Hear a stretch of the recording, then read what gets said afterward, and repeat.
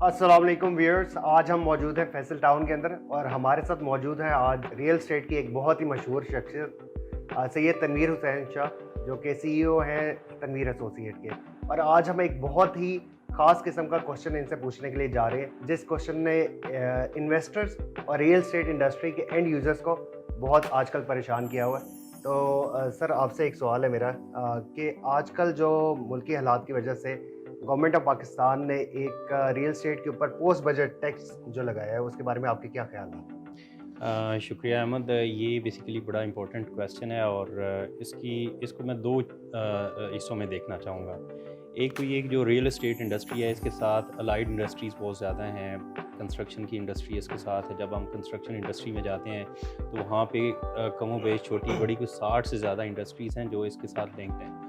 तो government of Pakistan को तो चाहिए कि अगर रियल एस्टेट चलेगी, कंस्ट्रक्शन का कारोबार चलेगा, तो इसके साथ साथ उन अलाइड इंडस्ट्रीज़ का भी काम चलेगा जो कि इस वक्त पाकिस्तानी मईशत में बैकबोन की हैसियत है। ये तो एक पहलू है कि गवर्नमेंट को रियल एस्टेट पे टैक्सेस लगाते हुए उसका जो साइड इफ़ेक्ट्स हैं उसको किसी सूरत नज़रअंदाज नहीं करना चाहिए और रियल एस्टेट पे मज़ीद टैक्सेस लगाने की बजाय इसको जो है वो कुछ सहूलतें दी जानी चाहिए। अच्छा, अब इसका दूसरा एक पहलू है, वो ये है कि ना सिर्फ पाकिस्तान में बल्कि दुनिया में कोई ऐसा मुल्क नहीं है जहां आप प्रॉपर्टी की ख़रीदो फरोख्त करते हैं या आप प्रॉपर्टी ख़रीदते हैं तो वहाँ पे टैक्सेस नहीं हैं। अगर हम मिसाल बनाएं यूके को, तो वहाँ पे मेरा ख्याल है 10% ऑफ द टोटल प्राइस आपको कोई भी ट्रांजैक्शन करते हुए वहाँ पे टैक्स देना पड़ता है। फिर वहाँ पे जो उनके सालाना जो मेंटेनेंस चार्जेस हैं वो भी कोई 5% हैं। उसके साथ साथ फिर वहाँ पे आपके लिए नेसेसरी है कि आप कोई भी प्रॉपर्टी जो है उसको इंश्योर्ड करते हैं। जब इंश्योर्ड करते हैं तो वो 5% सालाना वो भी देते हैं। तो यानी दुनिया भर में जो रियल एस्टेट की आप खरीदारी करते हैं या जब उसको फ़रोख्त करते हैं तो दुनिया भर में ये टैक्सेस हैं। लेकिन पाकिस्तान के अंदर चूँकि हमारी इकॉनमी जो है वो पूरी तरह डॉक्यूमेंटेड नहीं है, इस चीज़ को बहुत अजीब तरीके से लिया जाता है कि अगर 1% टैक्स ज़्यादा लगता है तो उसकी मैं समझता हूँ कि वो एक रियल एस्टेट के शोबे पे बोझ तो आता है, लेकिन उससे ज़्यादा इसकी मीडिया ट्रायल हो जाता है, उससे लोग डरते हैं। बिल्कुल। तो मैं ये समझता हूँ जो हमारे रियल एस्टेट बरादरी है उनको भी चाहिए कि अपने क्लाइंट को गाइडलाइन दें। टैक्सेस तो वो जो इम्पोज हो गए और आईएमएफ की भी शर्त थी और वो टैक्सेस लगने हैं और हर साल पाकिस्तान में रियल एस्टेट पे टैक्सेस बढ़ जाते हैं। अब आपने करना क्या है कि आप अपने क्लाइंट को मोटिवेट करें, उसको बताएं कि ये जो आप टैक्स पे करें ये एडजस्टेबल है। आपने जब टैक्स देना है, प्रॉपर्टी खरीदनी है, आप प्रॉपर्टी अपने लिए खरीद रहे हैं, टैक्स तो एज ए ज़िम्मेदार शहरी हमें फाइलर भी होना चाहिए और टैक्स रिटर्न फाइल भी करनी चाहिए और लोग करते भी हैं। तो जब आप रिटर्न फाइल करेंगे तो आप ये जो टैक्स दे रहे हैं ये आपका टैक्स आपके सालाना टैक्स के अंदर एडजस्ट हो जाएगा, नंबर 1। नंबर 2, अगर एक प्रॉपर्टी आप ले रहे हैं उस पर आप 2% अगर टैक्स देते हैं तो आपका 4 लाख, मैं मिसाल दे रहा हूँ कि 2 करोड़ की प्रॉपर्टी आपने ख़रीदी, वो 4 लाख आपका टैक्स बन गया।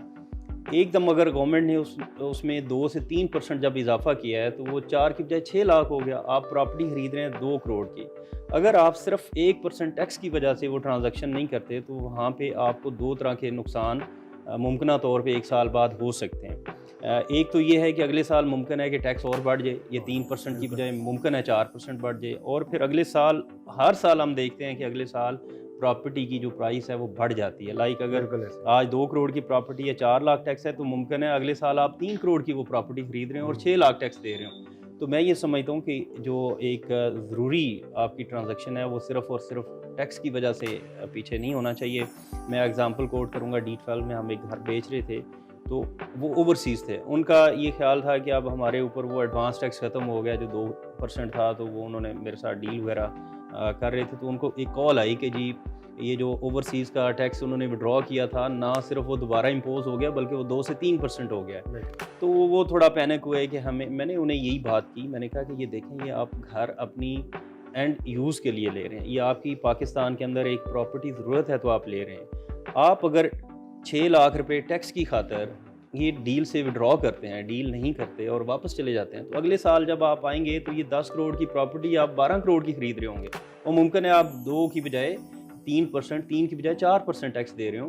तो मैं ये समझता हूँ कि जो एज ए ज़िम्मेदार शहरी हमें फाइलर भी होना चाहिए। इवन FBR जो फाइलर के ऊपर ज़्यादा टैक्सेस लगा रहा है, मेरी FBR से भी ये गुजारिश है कि आप नॉन फाइलर और फाइलर वाली तमीज़ ख़त्म करें। आप मैंडेटरी करें कि आप ज़्यादा से ज़्यादा फाइलर लेके आएँ। एक कौमी शनाख्ती कार्ड बनता है तो आपके पास पूरा डेटाबेस मौजूद है, उसका पूरा रिकॉर्ड मौजूद है। आप जब वो कहीं भी ट्रांजैक्शन करता है, बड़ा आसानी से ये कह देते हैं कि जी जो फाइलर है वो बैंक से पैसे निकालेगा तो उसको टैक्स नहीं है, और जो नॉन फाइलर है उसको 0.6% टैक्स है। तो क्यों नहीं आप कोई ऐसे इकदाम करते कि आप जो फाइलर हैं उनकी तादाद को बढ़ाएं और वो जो आपकी इकॉनमी है वो डॉक्यूमेंटेड हो। तो मेरा ये ख्याल है कि जो रियल एस्टेट पे टैक्सेस हैं ये दुनिया भर में है।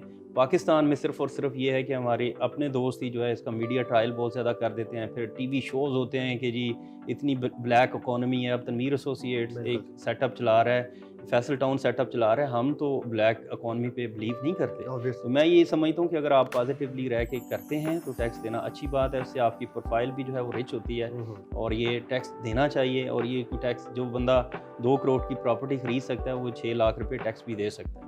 बिल्कुल sir. Sir thank you so much sir.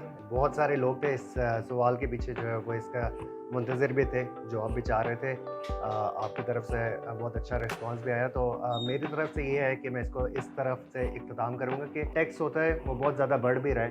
With the passage of time हर साल के साल जो है टैक्स बढ़ता भी है और इसी तरह से इंक्रीज़ भी होता जाता है। तो आप लोग इस चीज़ से घबराएं ना, बल्कि कि ये करें कि नेक्स्ट ईयर जो इसका इंक्रीज़ होना है तो अभी उसके ऊपर जो है सोचें और आगे भी बढ़े इसके ऊपर। So thank you so much for your time. Inshallah, next. Thank you.